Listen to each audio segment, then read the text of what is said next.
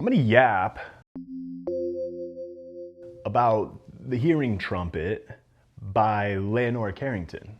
But to begin yapping about someone as profoundly interesting as her, you kind of have to cover her a little bit. Leonora Carrington, her first name is Mary, actually. She was born on April 6, 1917 in Lancaster, England, to wealthy parents. Her dad was a textile merchant, and I believe she had 3 brothers who mostly dominated her father's attention.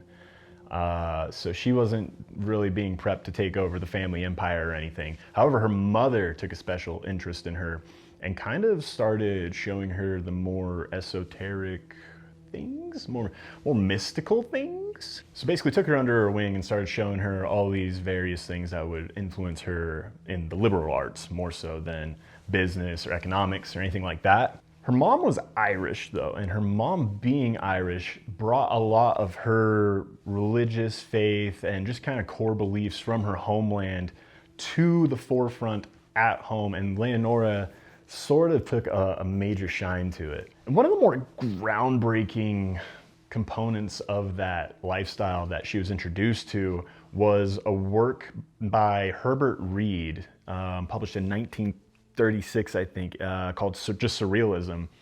And it was kind of an introductory piece that showed people a collection of surrealist art that would maybe put it more in the forefront. And in fact, it did, and it did influence people like Carrington. Really drove her inspirations forward after seeing what other people were doing in the art world at the time and what they were kind of leaning toward after the Dada movement. I think it's called Dada, it could be Dada, I haven't looked into that yet. I'll look into that later. My eternal apologies if I've mispronounced Dada, I'm sorry. But that movement that preceded the Surrealist movement was kind of fizzling out at that time, and Herbert Reed bringing that book forward grounded a lot of what the Surrealist movement would become. So that was an incredibly important work that she had introduced to her at a young age, an influential age. So being kind of guided by her mom into that more esoteric learning, she naturally gravitated toward other people who would end up kind of creating a bit of a movement known as the Surrealist movement. And in doing so, she became one of the more prominent figures of that movement, especially among the women in the movement. And in fact, in being a part of it, it so totally domineered what would become the trajectory of her life that pretty much everybody that she would interact with later on who would make a profound impact on her would be surrealists in and of themselves, or artists, creators in some form or another. She would ultimately end up going to a number of prestigious schools and then get kicked out of them for her rebellious nature. One thing that was overtly prominent about Carrington was that she kind of despised her upbringing. She rebelled against almost anything aristocratic that her parents would engage in. She didn't really have a mind for business. She didn't really care for money or anything like that, and oftentimes would just refute her wealth outright. Well, she ultimately ended up being mentored by a more prominent artist. I can't remember her name, but she was kind of the bridge to her greater career as an artist after she completed her education. In fact, it was that mentor who introduced her to the main components of the Surrealist movement, namely Andre Breton, who would host a number of gatherings among these types of people, these eccentrics, at his mansion in Paris. And Carrington, being a frequent attendee, just kind of started knowing everyone. I am not kidding you, the number of people that she could name drop that actively contributed to her story is astonishing. She knew Salvador Dali, she knew Picasso, importantly knew Picasso, we'll touch on that. Had a fling with Max Ernst, a famous fling with Max Ernst. Was best friends with Remedios Varo. She really just knew everybody in the art world at the time, especially in that surrealist bubble. She knew them. We'll visit how in a moment, but she actually ended up knowing Diego Rivera and Frida Kahlo as well as contemporaries. So in following the larger surrealist movement and all the other big players in it and all the parties that they would have in both Great Britain and in France, she ended up attending an exhibition in 1938 for Max Ernst work in London. And she was smitten by it, just immediately blown away, knew she had to meet the guy, like it was fated.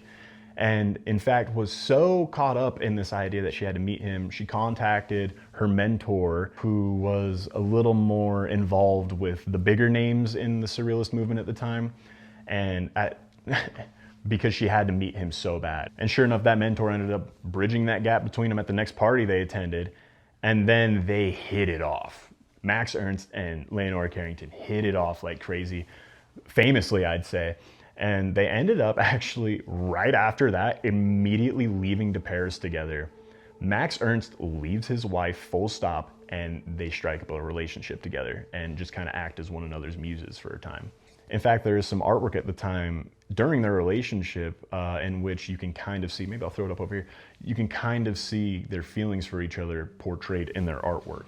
It's kind of interesting, it's kind of fascinating. There's a really famous portrait of Max Ernst by Carrington that most people would argue is one of her more famous works, and also one of her earliest works. Anyway, that aside, Max Ernst had a big influence on her, and they ended up staying together for a few years until the war broke out in France. See, Ernst was already a German refugee, having left Germany during the First World War, I believe. I could have that wrong. This isn't a video about Ernst. But the French government ended up arresting him because he was a hostile alien in their eyes, and he actually needed to contact a few big names with connections to get him out of that pickle. And then, once Germany occupied France, he was arrested again by the German secret police because they found his artwork disagreeable, like fascists do. So after Max Ernst was arrested by the German police, he ended up finding help from Peggy Guggenheim and found sanctuary with her in New York. I don't remember how that transpired, but he ends up marrying Peggy Guggenheim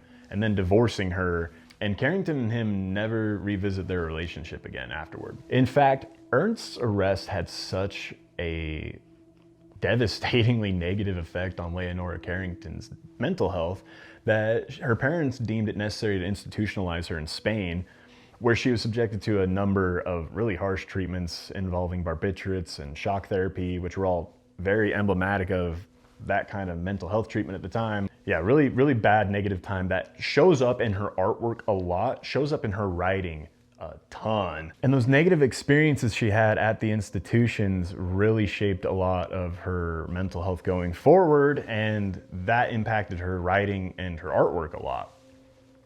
And there are so many different themes of imprisonment that you can find in her artwork. I mean, the whole Hearing Trumpet takes place at an institution, so it's a very prominent feature just within this work. It was going to be brought to a head when her parents determined that nothing was working and she needed to be further institutionalized, but all the way down in South Africa.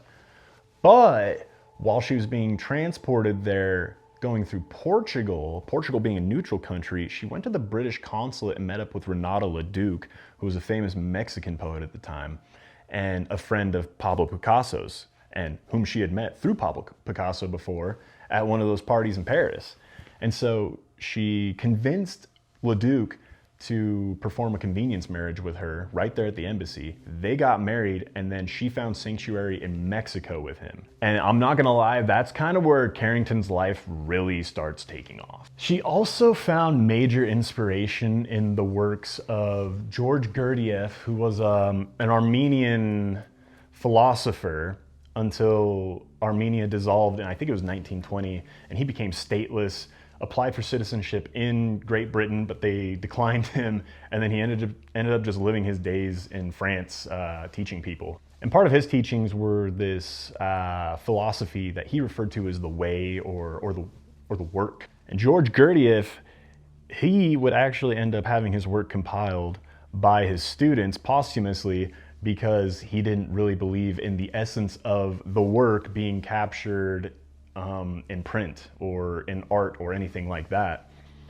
He more thought of your work as a complete and total embodiment of your life and all of that you've really contributed to your life. And Carrington really embodied that and imbues a lot of that philosophy into the Hearing Trumpet. It's kind of more written under the words, but it does exist there, and you can kind of feel an aura shift in certain sections when you remember what she's putting into it philosophically. And the Surrealists were really all about philosophy in their work, coming from the disillusionment of the Dada movement. A lot of the more prominent surrealists were big advocates for Sigmund Freud's work, and Carrington actually just flat out opposed it, refuted it entirely, because she was more of an advocate of Carl Jung's work and his philosophies of more of an inner subconscious that expresses itself through your work, also similar to Gurdjieff's ideas. And so she kind of has an interesting fusion of those philosophies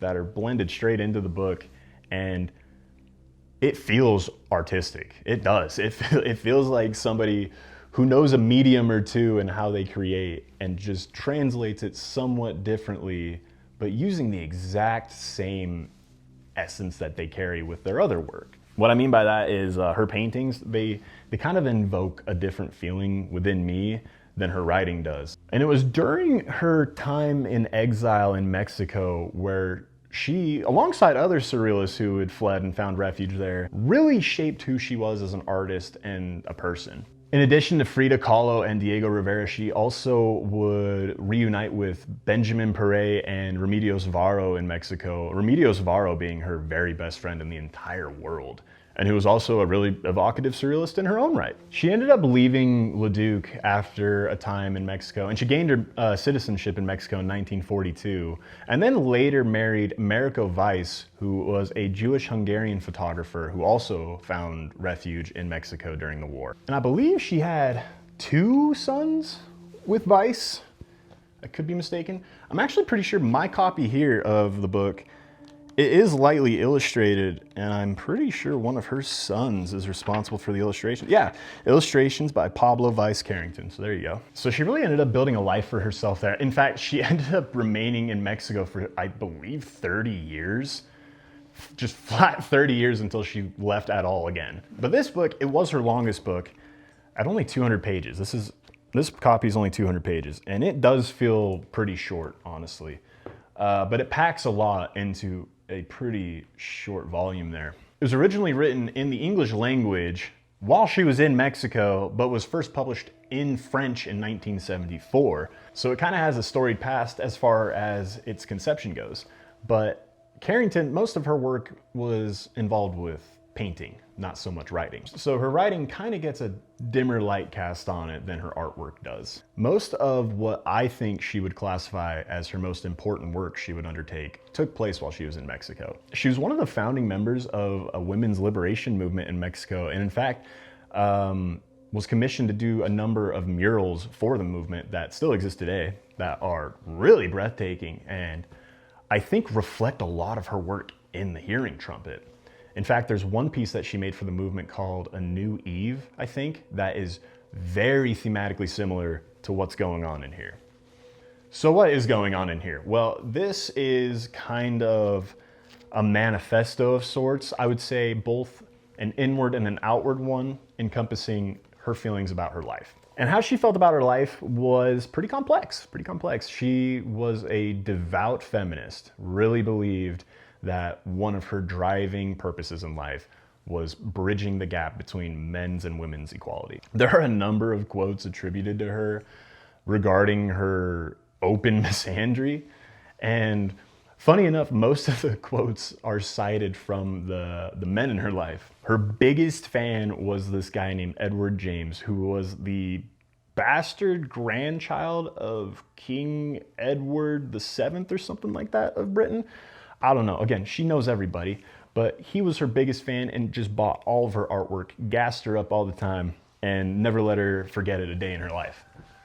However, I think he and other men in her life often tried to convince her to refute her misandristic ways, but she never took a liking to that. She's cited as having said a number of different times that she doesn't believe in any religion on earth because each and every one of them only exists to serve the pursuits of men over women. And it was Edward James who introduced her to the Tibetan Book of the Dead because he believed it would be the one that finally gets her.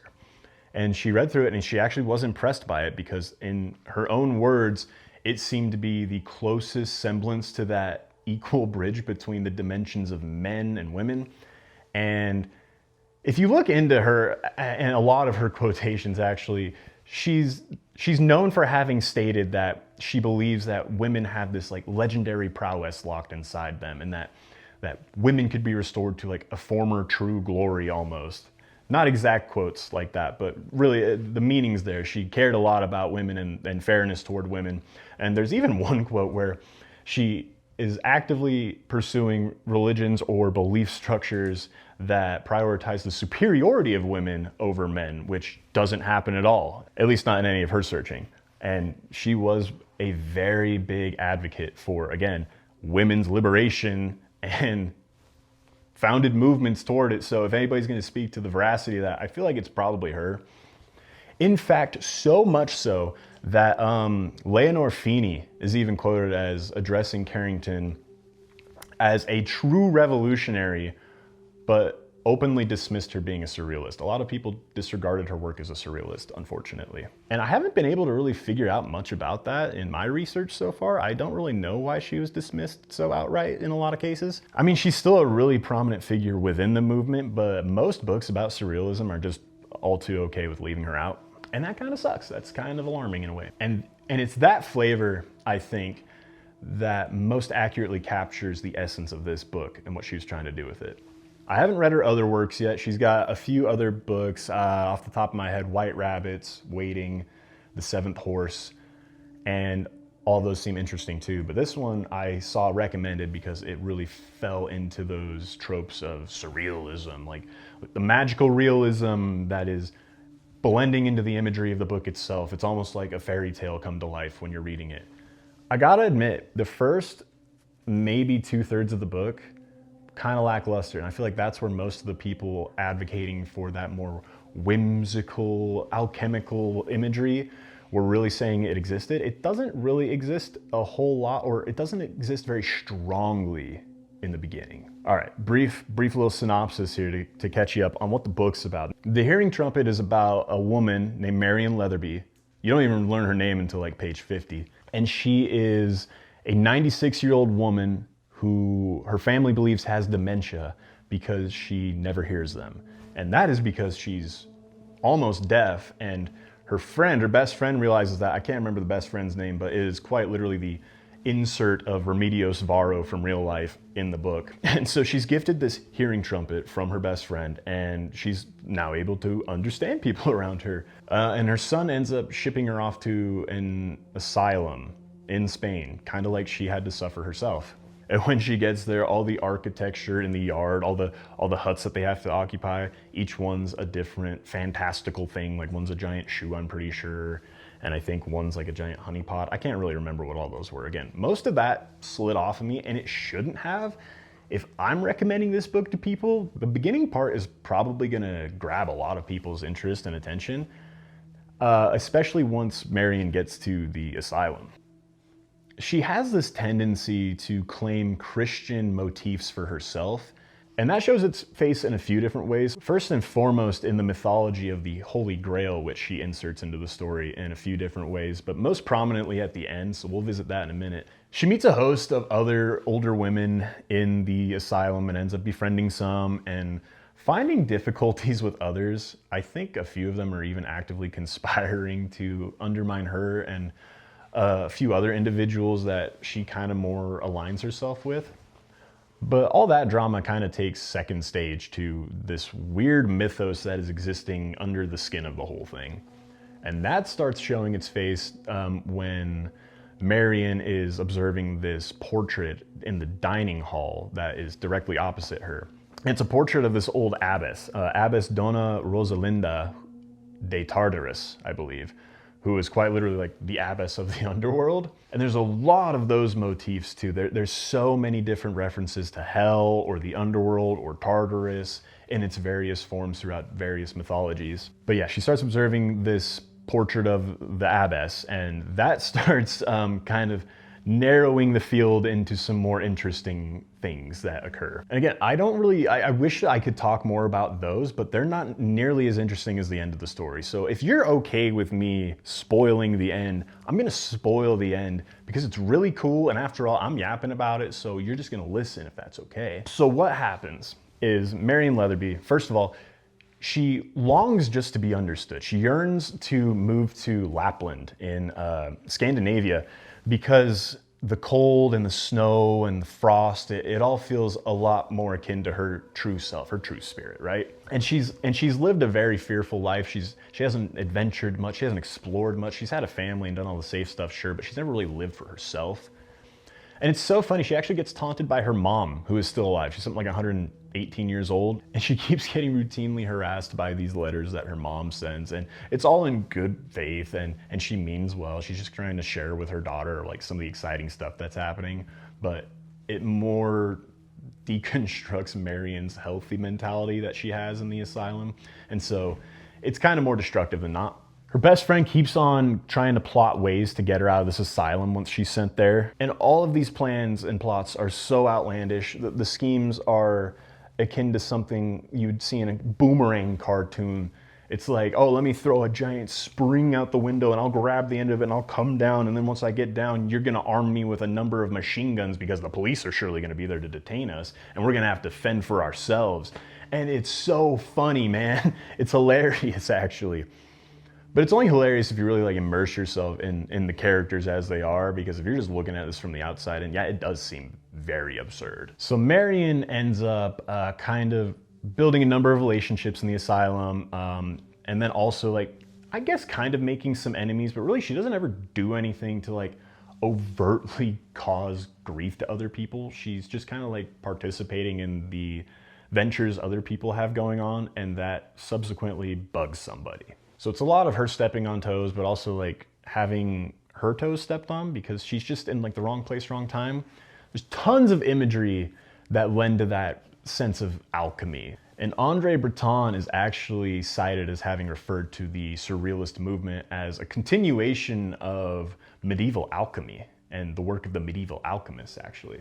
So much so, in fact, that I think the bulk of the Surrealist movement ended up adopting that personality in a way for themselves.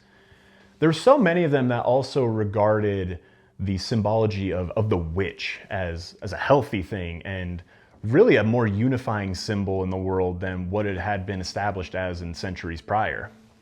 I mean, most people associated the witch with heresy or temptation or sin in general, right?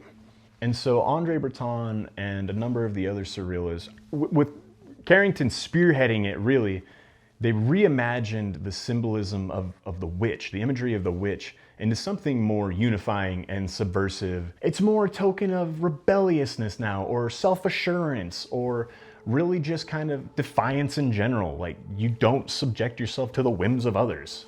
And I know that was one of the more hyperbolized parts of Carrington's persona. She really wanted people to know that about her.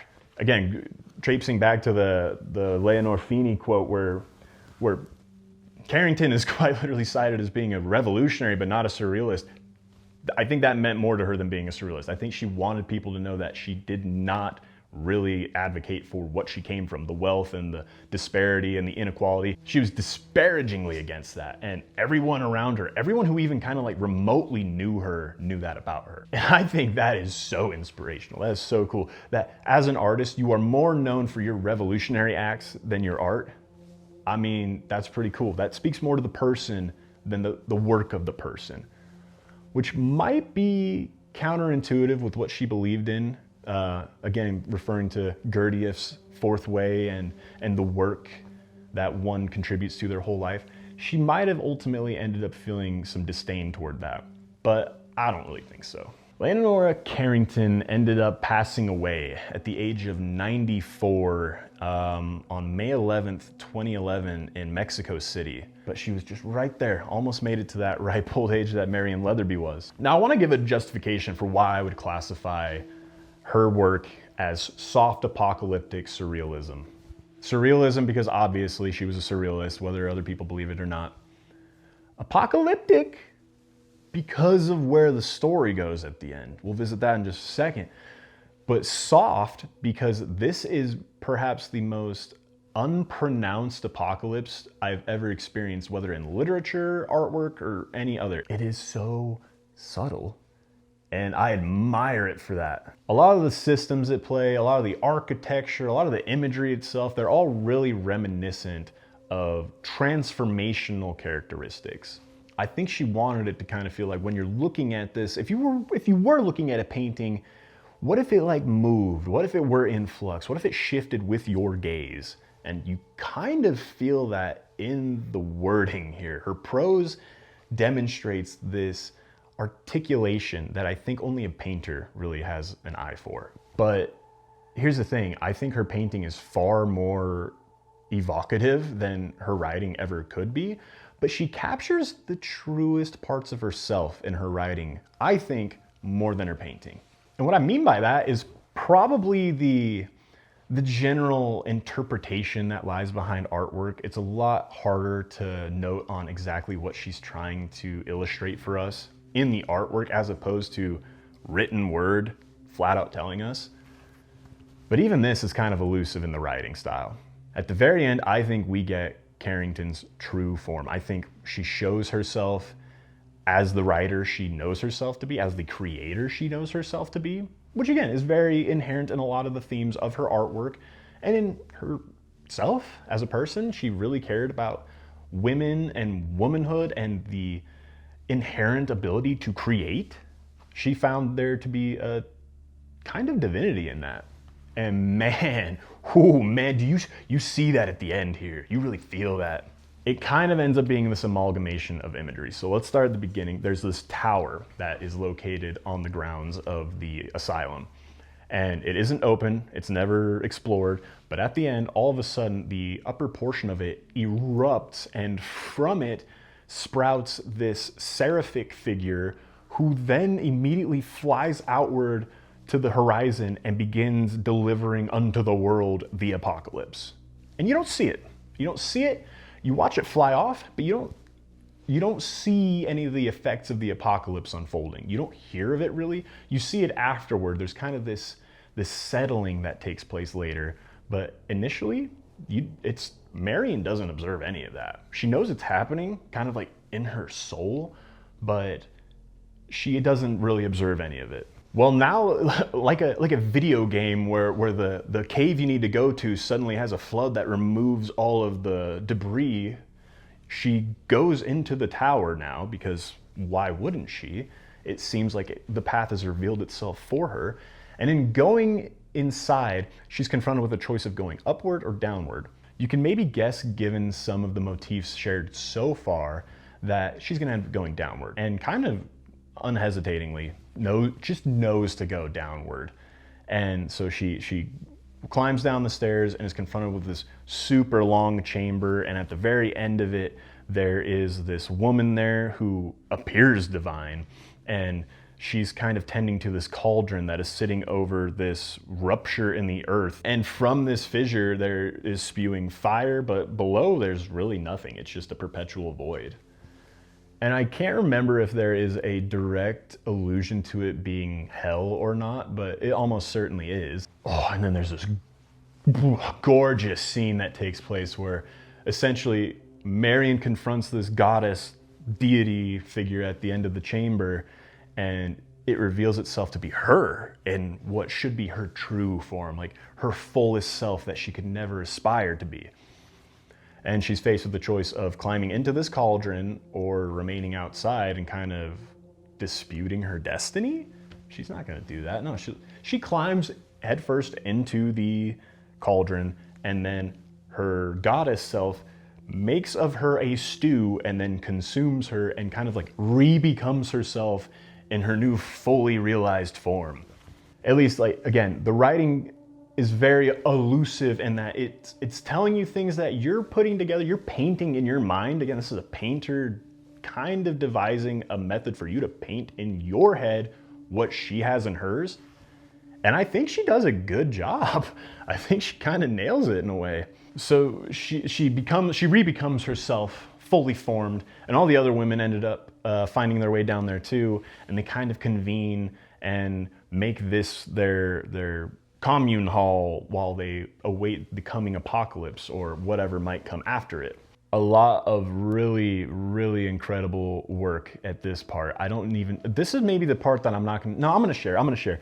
So this is where that amalgamation wording comes in. It feels like at the end, there are so many different versions of the self, it feels like Carrington's trying to make a commentary on that divinity inherent in womanhood. So there are a number of figures, deific figures that we're introduced to at the end who all kind of amalgamate into essentially just a philosophy, but a philosophy that is embodied by the goddess Hecate from the Greek mythos.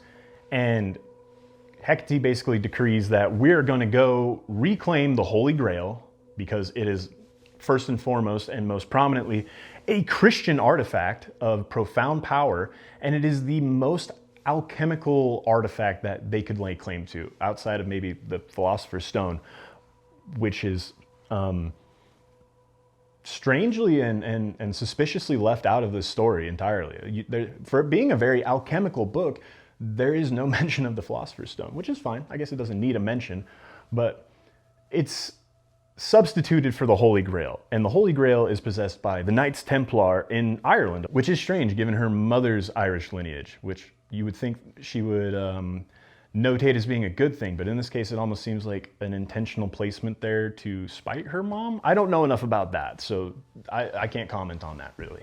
But it is a peculiar location regardless for the resting place of the Holy Grail and the stronghold of the Knights Templar post-apocalypse. So there, at the head of the apocalypse, there is this amalgamation of divine womanhood that decrees it necessary and essential for the new world as it is to be constructed in their image to attain the Holy Grail from the Knights Templar and use it as an alchemical catalyst to deliver their vision for the world, a brighter, gilded future that doesn't subjugate people, which is a pretty commendable goal, I think. And I was all about it. I was pretty hyped at that point. But they immediately went into this brief, strange logistics about it and how they were going to execute that. And this is where it kind of goes off the rails a little bit.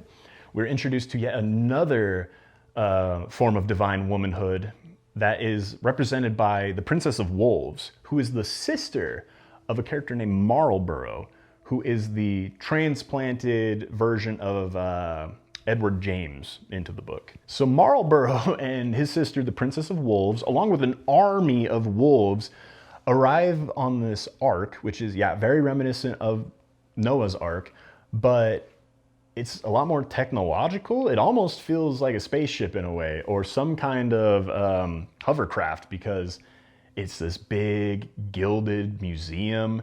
Inside, it's a whole host of artifacts and relics that have been collected by the pair, and they're just arriving now to escort Marion and all of the other figures to go and wage war upon the Knights Templar, using the Ark as their flagship. And that's what they do. That's exactly what they do. They don't waste any time. They assemble this huge force. They march across the waste through this snowy wasteland, and they go and they reclaim the Holy Grail, and none of that is even addressed on the page. It is very quickly summarized in a short one-page blip that this whole war went and happened, and they came back, and all was well. And I don't even care. I didn't need the imagery of the war. Like that feels antithetical to all the other components that are placed in the book. So there is this big, grand, ambitious return, and it's triumphant, and it does feel like a satisfactory ending to the book. But it doesn't feel like the ultimate resolution, and there is almost like a little something that felt like there was missing from the more inward side of it. But again, being a master, she knew what she was doing, and right at the very end, she brings it back. She rotates it back and revisits some of Marion's own personal strife. You might remember me mentioning that she really wants to go and live her last days in Lapland. She wants to go live in a snowy tundra where she can be at peace with the cold and the frost and really embody everything that she wants to be in her final days. And that's just obviously in an asylum, imprisoned in such a way, not possible. Even following the end of the world, I mean, how is she going to make it all the way to Lapland? That's across an ocean. I guess England. was across a channel. I don't know how they did that. They didn't really cover that. They have an arc. They can do whatever they want. But no matter, because it's revealed that this particular apocalypse was quite literally designed for her. I don't know if it was her manifesting it in some grand fashion that escapes the pages. I would suppose that the whole ensemble of the story is kind of Marion's observations of things happening, or better yet, it's her instillment of reality. It's what she wanted to happen. It reminds me a lot of the Lathe of Heaven in a way. The apocalypse at the very end, the imagery that it denotes is incredibly reminiscent of Ice by Anna Kavan.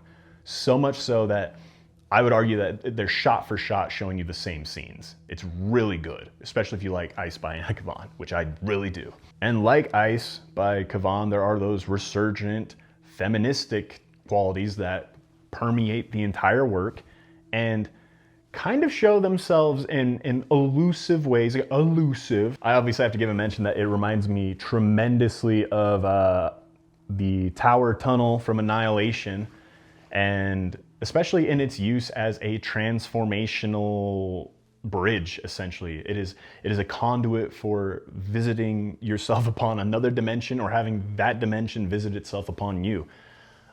Really solid use of that imagery, and I gravitated toward that hard. It has such an endearing end, and I am gonna spoil it. I'm gonna share the very last line because it hits hard, so cover your ears if you don't wanna hear it. But essentially what happens is Marion finds this sort of peace at the end because she realizes she has tailored this reality for herself. She has carved out that apocalypse and the resulting new world from her own psyche and has implanted it onto the world. And the way that she knows that is because she recognizes that this apocalypse was actually a geomagnetic shift and that the poles and their alignments have moved. And they've moved in such a way that Lapland has been brought to her. And the very last line of the book is, if the old woman can't go to Lapland, then Lapland must come to the old woman. And that's the summation of all this is. It's her manifesting what she wants at the end of her life for herself after that long life, after she hasn't had everything. She's giving to herself the way that she deserves to be given to, and I think that's beautiful. Someone recognizing that they matter, that they should care about themselves, even though throughout the entire work, because throughout the whole book, she's so actively dismissed by everyone, and she's never really given her sense of identity the way she needs to. Even with the Hearing Trumpet, even with the liberties that her friends and other companions provide to her, she's never quite herself. She's never quite what she wants to be. But it takes her quite literally shifting the entire world into a new polar position to manifest that for herself. And she does. And that's good. Those are the goods. Magical realism, if you want, you can classify it as that. Feels a little bit more like soft fantasy, but yeah, at the end of the day, you're going for the end of this book. You're going for the last 20 pages, and you're going because it feels hard, like soft apocalyptic surrealism. It's amazing. You could probably tell from a few of the works that I've posted that the atmosphere present in her paintings translated very effectively onto the page. I feel like her style bloomed forth in a way that didn't restrain itself from one medium to another. It just felt like more Carrington. The book's incredible. It's really short. It's really, really good. And Leonora Carrington is a remarkable individual in her own right. Certainly became one of my favorite artists in reading this and researching her, and probably just one of my favorite people to learn about subsequently. But yeah, she was an exceedingly fascinating individual. I think more people should go and research her artwork. Certainly research her literature because it is fantastic and feels the most like someone's paintings brought to the page out of everyone I've ever read.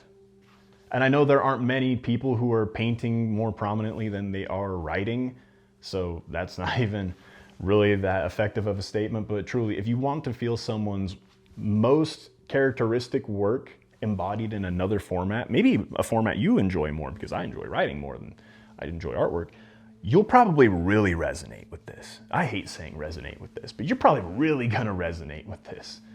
All right, hey, thank you for listening to me yap. I'll probably yap about more once I'm done reading more things. So revisit for that. But for now, thank you. This has been me yapping about the Hearing Trumpet by Leonora Carrington.